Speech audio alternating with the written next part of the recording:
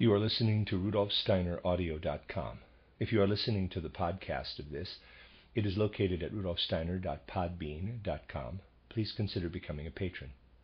As well, there are two publishing houses, steinerbooks.org in America and rudolfsteinerpress.com in London, who are the sole publishers of Steiner into English. Please consider patronizing them as well. And they give me permission to do these recordings. This is a reading of a collected work by Rudolf Steiner, number 253, entitled Sexuality, Inner Development, and Community Life. And these have all been translated by Catherine Krieger. This is from part 2. It's number 2 in part 2, and addressed by Rudolf Steiner, given in Dornach on August 21st, 1915. And readers aside, there is quite a long letter from a man involved in this whole imbroglio that we're reading about here. Steiner reads the whole thing, so not much of this is Rudolf Steiner. End of readers aside. Steiner. My address this evening represents a break in our current series. Its subject is quite different from yesterday's. This morning I received a letter, and I feel compelled, even obligated, to bring it to the attention of each individual member of the Anthroposophical Society. I will explain my reasons after I read you the letter. Letter from Heinrich and Gertrude Goesch to Rudolf Steiner, Dornach, August 19, 1915. And again, this is by Heinrich and Gertrude Goesch, not Steiner. Long quote. Dear Dr. Steiner, alongside the work dedicated to the good within your activity in our spiritual movement, I have noticed certain behaviors that serve evil purposes. On the good side, I am grateful for the esoteric knowledge and teachings you have imparted to us, for the mystery dramas you have given us, for the introduction of eurythmy, and for the art of the Johannes Bau. In these contexts, I continue to recognize you as an envoy of the Great White Lodge, and am filled with profound gratitude to you and to anything you do that is devoted to the good. However, I perceive the way you cultivate relationships between yourself and other members of our spiritual movement as serving evil purposes, and I see this behavior as gravely endangering our movement. The relationships you create between yourself and other members turn the others into merely parts of yourself, rather than independent spiritual entities alongside you. You only appear to act as a human being among equals. In actuality, you scorn any truly human connection and presume to intervene in the lives of others in a way that belongs only to the gods and not to any modern human being. In this way, you create an anti-Christian relationship between yourself and the other members of our spiritual movement. These people have readied themselves to meet great spiritual teachings in our time, but you are making them poorer than the poorest materialists out there, who, in spite of their distorted Christianity that has turned into its exact opposite, are still able to develop a strong capital I. If it goes on like this, however, your followers will eventually fall prey to black magic as a result of the constant weakening of their I through how you behave toward them. There have already been instances of highly respected members substituting a reliance on your word for reliance on the truth. They cut off any criticism of any part of your work, objecting that your critics would be placing themselves above you. They feel that putting oneself above you is such an act of wanton temerity as to be out of the question, and that with their objection, the issue is resolved once and for all. The members are not to blame for erroneous ideas like this. You are. In your concern to promulgate ever more of your teachings, you have neglected to cultivate the attitude among your pupils that as Christians, individuals must put themselves not only below any other person, but also above any other. Not only are the least of our fellow human beings of irreplaceable value to us in their most profound depths of being, but also the least of us carry responsibility for the most advanced and must oppose their errors. Your own teachings have strengthened me in this conviction. In real life, however, you apply a number of means that work counter to this Christian ideal of human community. I will now discuss two of these means in detail so that the thrust of my contentions becomes clearer. It is a fact that you have developed the habit of making promises and not keeping them. No one will maintain that you do not have a sufficiently clear view of the future, or that you are too weak to carry out your original intentions, either of which would constitute a certain justification for failing to keep promises. No, this is a case of deliberately causing disappointment. Since the promises were unsolicited and made at your own initiative, it is also a case of deliberate intervention into someone else's life in order to do something that is by rights reserved for destiny. A disappointment that comes to us through karma has a direct and beneficial effect on our development. In contrast, a disappointment deliberately arranged for us by another person is at the very least a heavy blow. And if our confidence in the person delivering the blow is not shaken, it also constitutes a weakening of our I. The difference is the same as the difference between meeting an accidental death in a burning building and death by burning at the stake, premeditated by others. Because of their trust in you, recipients of such a promise who are waiting for it to be kept get into a state of tension and uncertainty. Meanwhile, you are able to calmly survey their gradually increasing disappointment. Once the people in question have realized that the promise is not going to be kept, they will not take your word seriously in the future, and thus will distance themselves from you, at least to some extent. However, since on the whole they continue to put their trust in you, they will lose all standards for the sanctity of giving one's word, and may perhaps begin to act as you do. As a result, they are dependent on you in a humanly unworthy fashion, and will try to affect others in the same way you do. Alternatively, people may respond in one of the three following ways. First, because of the confidence they have in you, they may assume that there must be a deep esoteric meaning behind the way you act. They will conclude that there can be profound esoteric reasons that permit or even obligate someone to make promises without intending to keep them. Occasionally, we even meet people whose emotions are so confused that they admire that kind of behavior and take it as a sign of something superhuman. It is evident, however, that nothing in this world can authorize a modern human being to make promises without intending to keep them. Causing disappointment is something reserved for the gods who direct our karma. This sort of conceptual confusion is all the more dangerous for a student of esotericism, because modern spiritual science appeals to our healthy capacity for discernment, which is undermined by things like this. In a most unfortunate fashion, your word displaces the truth. The thought, quote, "I must not place myself above him," close quote, displaces the realization that you have done something evil. The human dignity of these people crumbles away bit by bit, and they turn into spiritually dependent tools in your hands. The second possibility for those whose trust has been betrayed is that in order to be able to maintain their confidence in you, the people in question never let themselves become fully conscious of the fact that you never had any intention of keeping the promises you made to them. As a way out, they take your not keeping promises as a new revelation of a being they do not experience as really human and cannot hold responsible as they would a human being.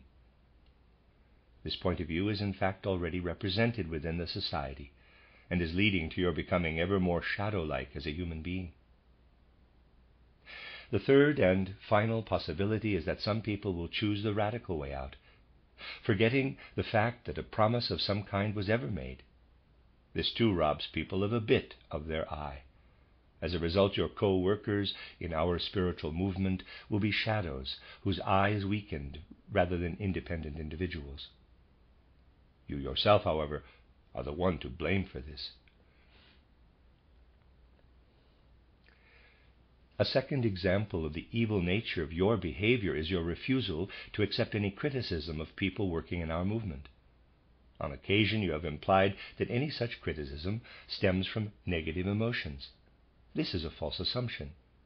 I am not talking about malicious or destructive criticism. Many of our members, out of their sincere sense of responsibility, are capable of constructive criticism, and that is what I am talking about.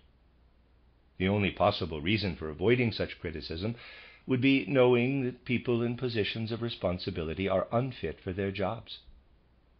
In our modern age, people are meant to come together out of their own free will and freely create the kind of hierarchy and order necessary for us to accomplish what we have to do. And a certain amount of constructive mutual criticism is our only guarantee of success. In fact, the only way a true, natural, and appropriate hierarchical order can come about nowadays is if this kind of criticism is allowed to work. If people who have been criticized do not choose to take action on justified accusations, and in fact they are morally obligated to actively seek criticism, they must give up their positions in the hierarchy so that the truth can triumph. Their superiors should not protect people like that by acting as if everything were going fine. This is what our modern age requires.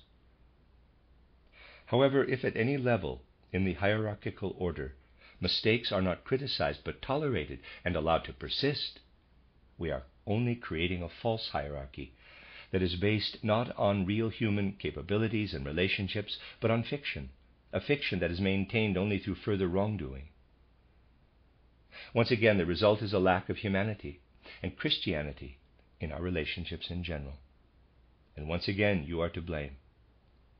In the organization of our society as it has gradually developed under your guidance, the strengths of the members are usurped to the advantage of yourself and perhaps of certain other people prominent in this false hierarchy. Meanwhile, the society's affairs are being mismanaged. Personal oversensitivity on the part of those being criticized is something that needs to be eliminated. You might give a lecture about this sometime. As a general rule, especially if it comes at the right moment, criticism can take a stimulating and gratifying form and be free of any personal bitterness, so that its thorns are removed and the recipient can be glad to receive help in resolving the issue. The nervousness and animosity so prevalent among the critics spring in part from the justified feeling that even the most objective criticism will not be heeded, but will be looked at askance and disregarded. A truly superior person has no reason to fear criticism. True superiority can stand the test of even the most pointed criticism. In the event that people attempt to offer criticism out of a sense of responsibility, but are not really able to grasp the facts of the case, those people can usually be made to see their misunderstanding sooner or later without any undue waste of time. At the moment, I am not talking about a case like this one, where the criticism has already developed into a well-founded rejection of an entire self-contained system confronting me. In this case, no amount of postponement would make any difference. If in a specific instance, however, a person I myself recognize as superior, not simply someone who, for some unknown reason, is my superior in a false hierarchy, points out that I do not yet fully understand the case in question, I will gladly defer my criticism until the case be considered closed. Under your influence, however, the principle at work in our spiritual movement is that any such criticism should be withheld indefinitely until the facts of the case have been forgotten. And this principle applies not only to certain specific cases, but to all such instances. This is not only wrong and harmful to everyone, it also undermines our discernment, on which so much depends. Once again, I have to point out the inherent contradiction between spiritual science's appeal to people's healthy power of judgment and the fact that in most instances in our movement, this power of judgment must be subordinated to incomprehensible reasons for measures being taken. You must admit, however, that at this point in time, 2,000 years after Christ, people possess certain standards that all individuals can apply, and must also allow to be applied to themselves if they are not to be utterly lost. There are certainly a sufficient number of closed cases that really are subject to our judgment. The mere fact that a person feels compelled to think about a particular case usually suggests that he or she is capable of achieving some clarity in the matter, though not necessarily without help. As things stand at the moment, our members are constantly expending a considerable portion of their spiritual energy on the useless task of seeking out hidden, wisdom-filled motives for the evil behavior of yourself and your highest colleagues, while you stand by, calmly observing this waste of effort. Or, in order not to lose faith in you, these people have to decide to repress these truth-seeking forces in themselves and thus fall prey to partial stupefaction. What happens with these forces then? What a horrible thought to pursue. In any case, you represent a great focal point of forces of which individuals are merely the instruments to be used as you choose for incomprehensible ends. There is no question in our movement of real interaction taking place between complete human beings. Interaction in which each one is allowed to contribute his or her best. You are not a friend to all the members. Your whole attitude rejects lively, friendly relationships. In truth, for many people, you are the greatest enemy they have ever encountered. All these things I have described are not only objectively evil, they also directly contradict the teachings you promulgate. It is from you that I learn the reasons that lead me to reject the way you act. As time goes on, you give an ever stronger impression of acting on your connection to the Christ impulse only in your lectures. Outside the lectures, you embrace impulses that are quite the opposite. In parts, it already seems to me as if your teaching has been somewhat influenced by what you practice in real life. Not the content of your teachings, but their formal structure. In their structure, certain sentences make promises that are then not kept, and can only serve the purpose of subjecting the reader to fruitless thought and work. See, quote, Gedanken während der Zeit des Krieges. Close quote. Reader's aside, I believe that is translated, thoughts during the time of war. End of reader's aside. If people try to explain this by saying that you, like any other human being, may have changed your mind over the course of time, you reject this as irksome criticism. Preface to Riddles of Philosophy, last paragraph, close parenthesis. Both these passages, by the way, clearly show a change in style verging on the incomprehensible. The kind of interpersonal attitude you create not only contradicts your teachings, your behavior also contradicts what you yourself demand of spiritual teachers in the modern age. Such teachers should appeal only to people's consciousness. Their self-chosen obligation toward their students is never to exercise any magical influence on the student's subconscious that the latter have not consented to or cannot control. You, however, are doing this incessantly through the behavior I described and through other occult means. For you, every handshake, every friendly conversation becomes a means of cultivating these false relationships. The bliss that fills the members after meeting with you is not the bliss of the communion of saints, but a merely luciferic Ahrimanic bliss. You, not the members themselves, are to blame for this. You even try to use these handshakes and friendly conversations to pull members back into the fold against their will, once they have recognized the falsity of the relationships you try to create. I have perceived with certainty that you exercise undue influence on your followers in this way. In the modern age, when any uncontrollable influence on the subconscious of others must be avoided, it is not enough to simply give lectures or introduce new spirituality. In addition, the life you lead together with the other members of our movement must be governed by Christian impulses. Your relationships with your followers must become like those of Benedictus, so beautifully portrayed in your fourth mystery drama. In fact, now that we have received so much in the way of teachings, developing such relationships is the much more urgent obligation.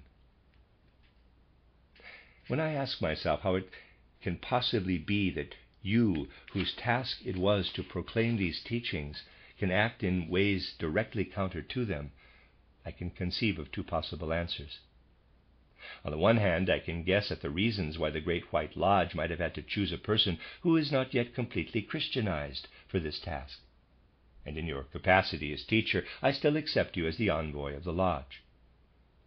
On the other hand, it seems to me that your most profound motivation is by no means actively evil, although what I have had to say might be erroneously interpreted to imply that.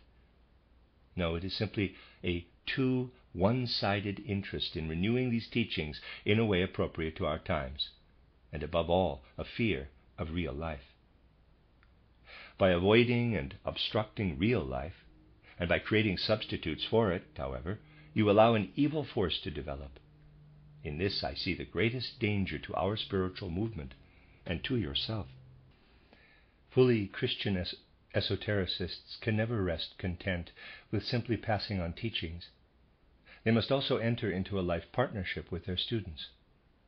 True relationships from person to person in the Christian sense require each one of us to be an open book to all the others, to the extent their individual strength permits. All people should give themselves completely to their fellows, to whatever extent the latter can receive them. This should be the basis of any modern hierarchy. Those higher up in the hierarchy must turn to those beneath them with whatever they have to give. What you practice, however, is anti-Christian, and just the opposite.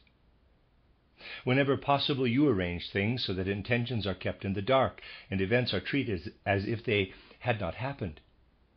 It is not enough to confess that, like anyone else, you too can have a weak moment. Whenever we meet any other person, a person who in the Christian sense is just as necessary as ourselves, we do so as people who are imperfect in some way and still need to learn. This fact must not only be admitted, it must be constantly confirmed in our actions as human beings. It is truly necessary to seek out this interaction with our fellows, no matter how much an occultist of the old school may dread it. It is not enough to simply protest against blind admiration. We must also seek out objective criticism. In communities of this sort, the spiritual teachers must renounce all the help that was available to them in pre-Christian times for making students receptive to their teachings. Above all, they must renounce the unapproachable authority of the teacher, filled with divine wisdom, who taught students in whom the I had not yet been born. They must also do without the complete isolation of teachers and pupils from all human relationships. The problem I am pointing out here did not exist in pre-Christian initiators. The individual I had not yet been born, and the divine being working through the teachers had the authority to intervene in the destiny of the students in ways otherwise reserved for karma. But as Christians, we must see modern initiates first and foremost as human beings, and our confidence in them depends on them not exercising any superhuman influence on our destiny. For someone who is directing all his energies toward the renewal of occult teachings for our times, the temptation is great to reject the difficult tasks of Christian community and to artificially make his teaching easier by any of the means appropriate in earlier times. However, these things have become evil in our times, and it would be better nowadays for a teacher to remain invisible, except when promulgating doctrine, than it would be for the teacher to relate to the students as you are doing. Maintaining and strengthening the I of each student is much more important than passing on the teachings. After all, the teachings are directed to the individual I. Any restriction of the ego's rights must also result in the teachings taking root within the individual in the wrong way. Any dulling of individual discernment represents a grave danger to those striving for the Spirit. I will admit that in one sense this kind of right living is infinitely more difficult for you than for others. Christian occultists must take up a challenge that other people will face only in times to come. That is, to both live and be a seer. They are in constant danger of falsely confusing these different planes and the laws that govern them. But they cannot escape this danger by refusing the challenge. For without being able to orient themselves according to the Christ impulse, they would still get these two planes mixed up in unjustified ways.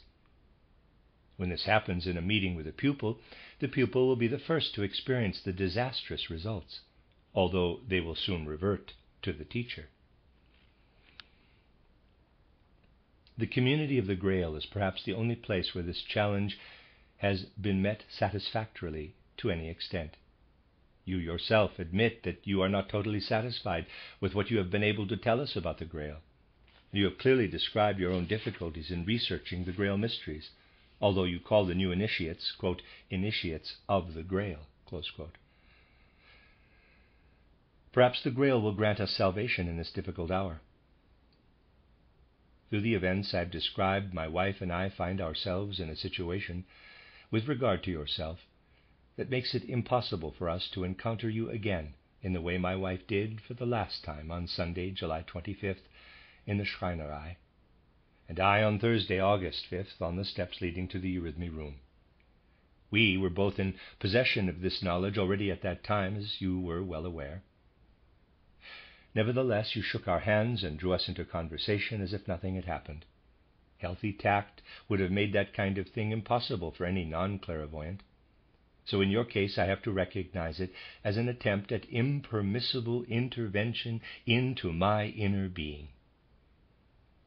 I will refrain from explaining this statement in greater detail at this point, because that would lead us too far afield. It is still possible for me to greet you from a distance with all due respect as the bearer of great teachings, as I attempted to do on that evening. But I cannot submit to exchanging handshakes and friendly conversations with you as if nothing had happened, and especially not since I have clearly seen that these very handshakes and conversations are one of your chief means of exercising impermissible influences on your pupils, and since I cannot share the opinion of a certain respected member that these things exist for the purpose of testing one's own strength in the face of outside influences. To inform you of the need to avoid any further personal contact is the purpose of this letter, inasmuch as it concerns the two of us personally. With regard to yourself, my purpose in writing to you about this very serious matter is to see accomplished the little I can do as your fellow human being, namely to confront you with the fact that a person on the physical plane and using physical means has been able to point out to you the evil in your actions. You would be condemned to a shadowy existence if no one would turn to you like this. I hope that the fact that at least a few people nowadays are capable of recognizing your errors as such, remembering them, and taking a stand against them, will be of help to you in the now necessary process of restructuring life in our spiritual movement. There are a few other members whom I can expect to understand the matters under discussion here, and I shall inform them of the contents of this letter. It is imperative, however, that you begin to thoroughly transform the relationship between yourself and other members of the movement, as I have indicated. The objective purpose of my writing to you is to express this in the hopes that our movement will continue to work in accordance with the intentions of evolution. What would be the consequence if you were to reject this challenge? At least in certain instances, you have already forfeited an activity that must have been assigned to you by the masters of the White Lodge, the personal instruction of individuals. For as I have already said, a profound mistrust in your treatment of individual human destinies is all too justified. I can also not imagine how an esoteric lesson could take place under the prevailing circumstances. if you restricted yourself to disseminating ever more aspects of the teachings, but let everything else continue as before, and if not enough members were able to work their way through to the necessary insights, the society would degenerate into an exoteric association at best. There are already certain signs of this happening, alongside the tendencies to evil and to stupefaction.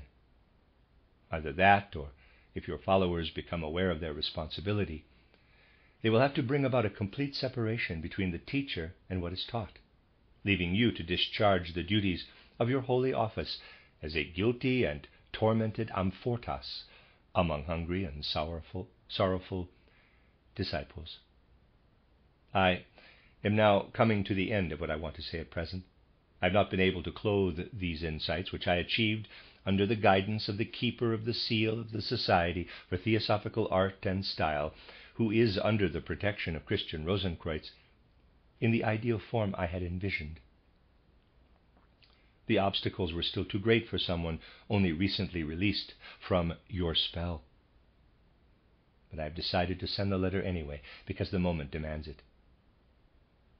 When I wonder about the emotions with which you will receive this letter, the question of whether you will find your way to people with whom you can go through this experience and begin the necessary transformations weighs on me especially heavily. This is an area where, in this Christian age, the occultist as such is bound to fail and must be simply a human among humans, just as Christ Jesus had to experience things on earth that he could not experience as a God. May you turn to this spirit for help. Signed, Heinrich Gösch and Gertrude Gösch. And that is the end of the letter. And the next part coming up in this is Rudolf Steiner responding to the letter in this lecture he's as such giving to this group. And here's Steiner again. I have read you this letter, my friends, because it concerns each and every one of you just as much as it concerns me. And because it seems obvious to me that you must each decide for yourself to what extent you believe its claims correspond to actual practice within our society. Otherwise, people might think that I am afraid of this charge of contributing to the, in quotes, stupefaction of our members, and that I do not see you as sufficiently independent to leave it up to each one of you to judge the situation individually as you see fit. However, you must realize that a letter like this cannot be seen in isolation. It is a symptom of what is going on in our society. That is why I take no part in discussing either this letter or anything that will need to be done as a result of it. It is clear that it must be left up to the members to decide what needs to be done and how to go about it, at least to begin with. In particular, I will refrain from saying anything about the passage claiming that promises have not been kept. If assessing this matter is left to individual discretion, each one of you will know how things stand, since each one of you must know what you have been promised and whether the promises were kept. However, I would expect and request the society as such, or those members living in the neighborhood of the building in Dornach, to take a decided stand on this issue in the very near future. I myself will not get involved in discussions on the matter at all. There are only a few things I want to tell you, and I ask you to take my remarks as what I have to say in connection with what I have just read, especially because it is obvious from other symptoms, not just from this letter, that many things I have said to members in lectures here in the course of the last few weeks and months have had no effect at all. First of all, there is one thing I would like to emphasize. My friends, I cannot allow anyone to dictate how I conduct myself with members of the society. It is up to me, and me alone, to decide how I find it necessary to relate to them. This is not to be taken as any kind of guideline for you. I am simply speaking for myself. I will not allow anyone to prescribe in any way how I should interact with members. inasmuch as this interaction has to do with the sins of omission I am supposed to have committed against them. There is a very deep and weighty reason why this has to be the way it is. Not only this letter, but also many other things that have come up in the society intermittently down through the years and with increasing frequency lately, show that many people simply do not make an effort to understand the kind of responsibility carried by someone communicating esoteric truths. It seems that many of our members don't want to try to understand what it sometimes takes to speak even a single sentence of that sort. With all the spiritual preparation it takes to give a lecture, it is simply not possible to sit with different little groups of members until 2 a.m. every night, chatting about all kinds of useless and superfluous matters. This fact is not sufficiently appreciated, nor are many other things that people seem to require of me, and that then get counted as sins of omission. I need my time, and I need it in a totally different way than what people seem to want to understand. If I weren't using it the way I am, you would be hearing the same kind of ridiculous esoteric views from me that you can hear so much of in the rest of the world. So much for the sins of omission. I also do not understand how the statement that my dealings with individual members and with groups of people are not Christian enough fits together with the complaint that I am exerting an undue influence over you by means of black magic whenever I take the liberty of shaking hands with one of you or involving you in conversation. I am certainly open to changing this practice if the society will make its views on the subject known, because it is up to you, of course, whether you want to shake hands or get involved in a friendly conversation with me. If this opinion becomes prevalent, it should be expressed, and then handshakes can, of course, be avoided in the future. For reasons I expressed earlier, I will not go into this any further, but there is still one thing I must mention, because it is so very typical. There is a passage in this letter that reads as follows, quote, "Through the events I have described, my wife and I find ourselves in a situation with regard to yourself that makes it impossible for us to encounter you again in the way my wife did for the last time on Sunday, July 25th in the Schreinerei, and I on Thursday, August 5th on the steps leading to the Eurythmy room. We were both in possession of this knowledge already at that time. Nevertheless, you shook our hands and drew us into conversation as if nothing had happened. Healthy tact would have made that kind of thing impossible for any non-clairvoyant, so in your case I have to recognize it as an attempt at impermissible intervention into my inner being." Close quote. Let me just mention that on the Friday before Sunday the 25th, a member of our society approached me with an inquiry from Mrs. Gersh with regard to her child, who had fallen down and gotten hurt somehow.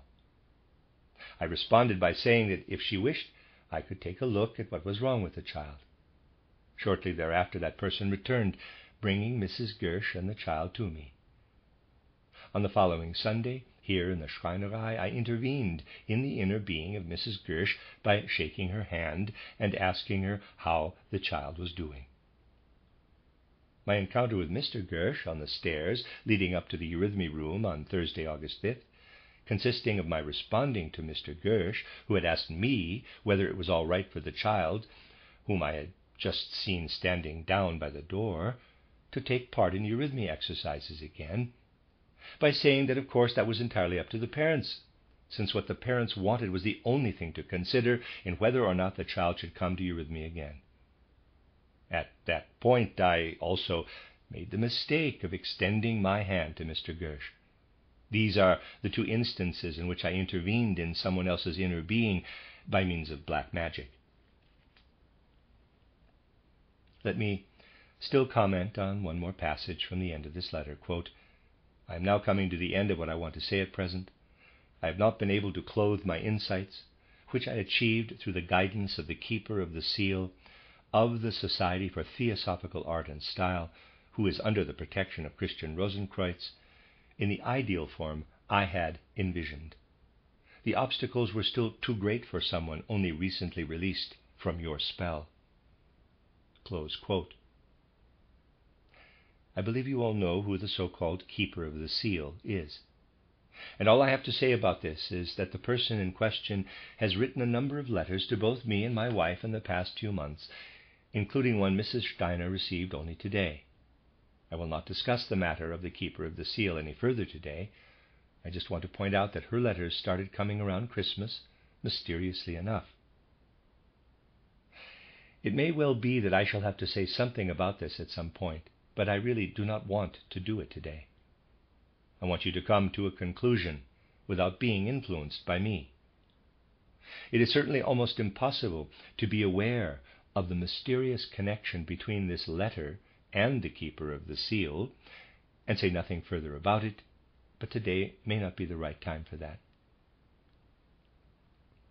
However, I do still want to mention that some years ago, in fall, I announced that due to certain embarrassing symptoms that had appeared within our society, it seemed necessary to found a society of a more restricted kind. To begin with, I attempted to invest a number of long-term members close to me with certain offices on the assumption that these people would become independently active in accordance with their new titles. At that time, I said that if anything came of it, the membership would hear about it by epiphany. No one heard a thing, which means that the Society for Theosophical Art and Style does not exist. That is a perfectly justified assumption, since no one has heard anything to the contrary. And it is equally safe to assume that an announcement would have been made if my intentions had in fact been realized. The way my plans were received, however, made it impossible for this society to come about. It was simply an experiment. My friends, I have often said that the Anthroposophical Society has to make sense as a society, if it is to make sense at all. After all, other arrangements could be made for lecturing on esoteric teachings. I have also often pointed out that if certain signs and symptoms continue to appear in the society, finding another form for it will become inevitable, because the present form and present arrangements are not serving the purpose.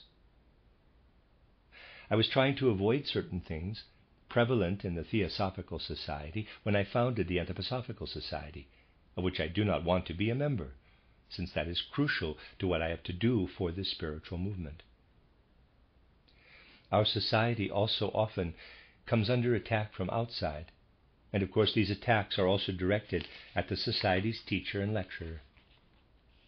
This should lead our active members to take up the obligation to defend our cause, if they take the idea of our society as seriously as they should.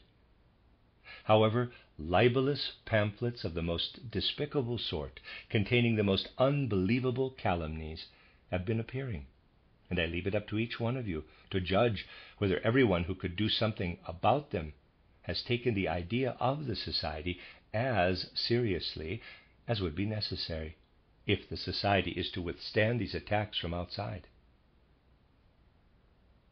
My friends, it is neither feasible nor possible for those who have an interest in the survival of the Anthroposophical Society to always first come to me to discuss what they ought to do in defense of me and our cause. That has to come to an end. If it does not, it would mean that it is actually true that people here are assigned their positions by me.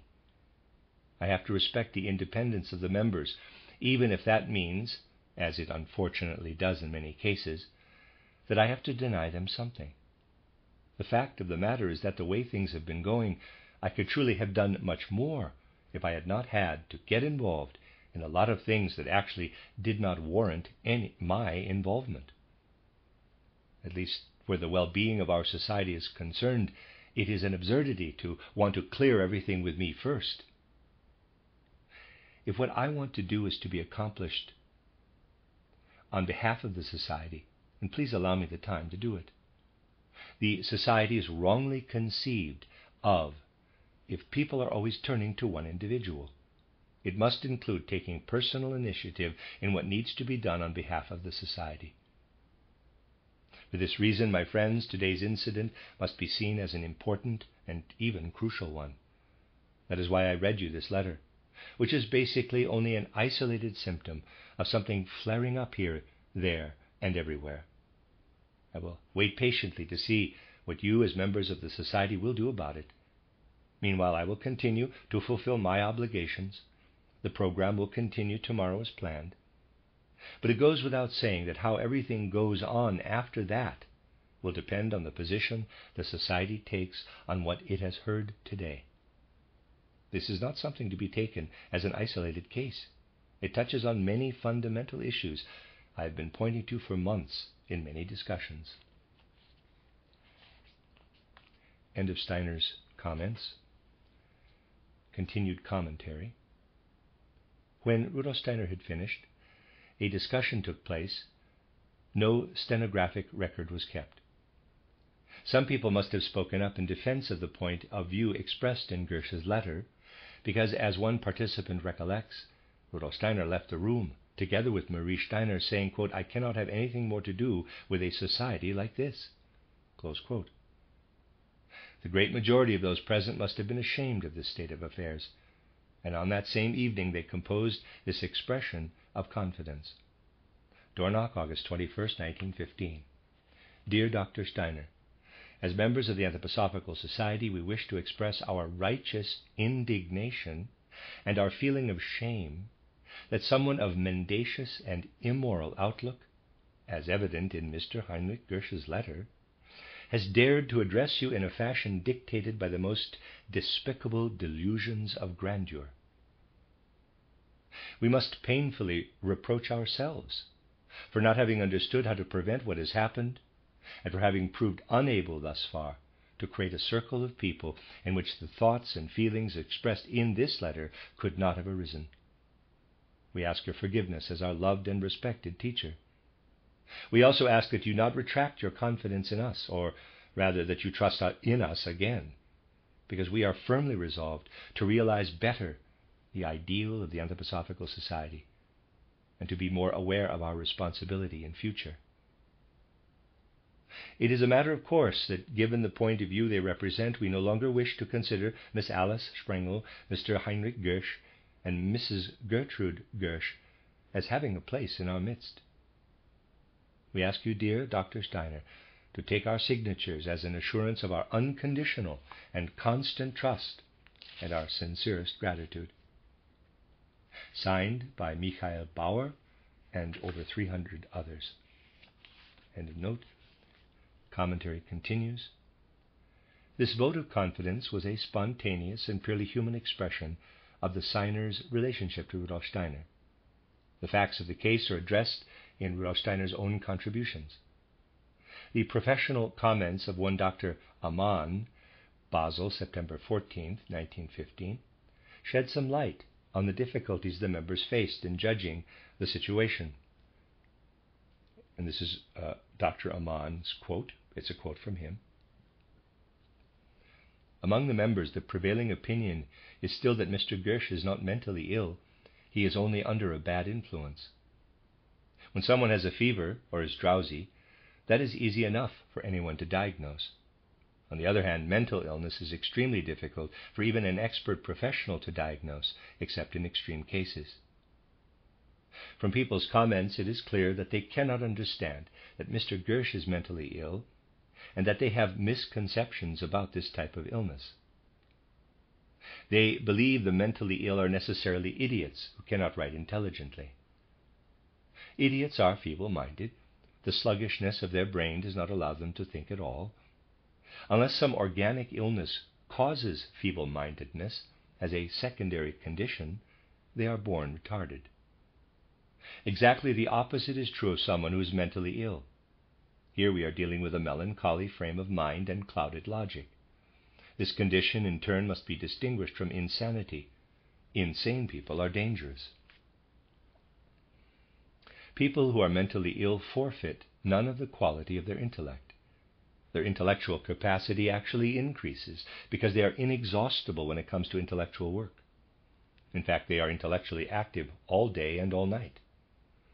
Their illness lies in the fact that they become obsessed and hypnotized with their own fixed trains of thought, and are not susceptible to any criticism from outside.